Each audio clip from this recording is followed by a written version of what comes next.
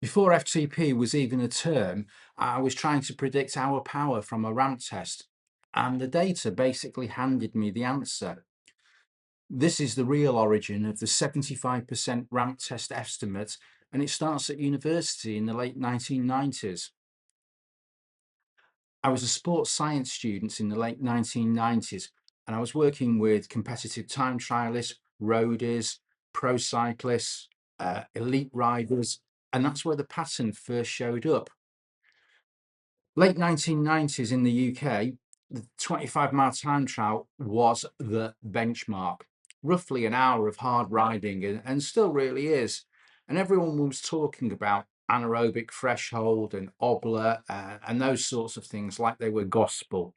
And at the same time, ramp tests and VO₂max testing were becoming the standard way cyclists got tested in labs. And I was thinking VO₂max is basically the ceiling of aerobic metabolism. It's the upper limit. And we already knew that most trained athletes and cyclists could sustain around 85 to 90%, maybe a little bit more, of their VO₂max for about an hour. So the question was simple. Can we predict roughly 60-minute power from maximal aerobic power in a ramp test? I sort of thought we must be able to. There must be something there. So I had about data from about 100 cyclists, and it was a wide range. We at one end of the scale we had club riders who did social group rides. They didn't race at all, so sort of you might want to think if you're a racing cyclist that they weren't particularly fit. Then we had roadies, time trialers, people who did cyclocross, elite riders, different category of road racers, some pro riders, some riders that actually had world hour records and who were riding the Tour de France. So absolutely right at the top end of the sport. So the range was vast and it went from one end of the scale right the way through to the other. And with those riders, we had them do a variety of tests. So we had them do ramp testing, 20-minute indoor time trials, and some of them who we could fit the SRM to. So we had one of the original SRM power meters. We got them to do 25-mile time trials under controlled conditions, so we were collecting the data from it. And I got to analyze the data, and it just slapped me in the face like a wet fish. It was ridiculously consistent. For most riders, their 60-minute power, whether they were Joe Average riding a club run and getting dropped, or whether they set a world hour record, their 60-minute power for the vast majority of people was between 72 and 77% of their best 1 minute power at the end of the ramp test, which is what I was calling their maximal aerobic power, or their MAP. And only a couple of riders, I think it was 2 riders, were outside that range. One of them was a triathlete. And we pushed it further after that. We did some other testing with them, and we discovered some other stuff. And so, as well as the 20-minute and the ramp test and the 40K or the 25-mile time trials, we got them to test similar sorts of things, especially ramp tests uphill on a motorway. A motorway? Definitely not. A motorized woodway treadmill.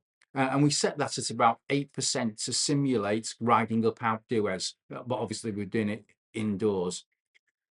And what we found there was that most cyclists produced about 5 to 10% more power uphill than using the monarch ergometer, which was fitted with the SRM cranks, or their own bikes on a turbo trainer fitted with an SRM crank.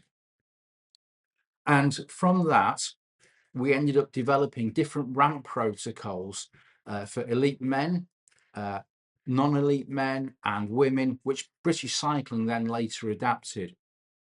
And by around the year 2000, I'd just sort of finished uni by this point, people kept asking on this, I was on this email newsletter thingamajig called the Wattage List from Topica.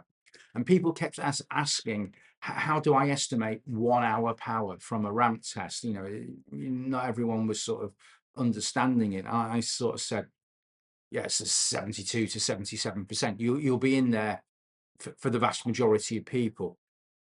And one day I got really bored writing 72 to 77%. It seemed like a right faff. So I just said, let's call it 75%, and a shorthand. And that stuck. It was much easier then for everyone to understand.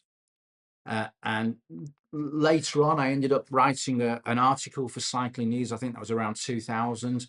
And from there, it spread. And today, that estimate of 75%, that underpins ramp testing calculations on a lot of training platforms, you know, Zwift, Ruby, etc.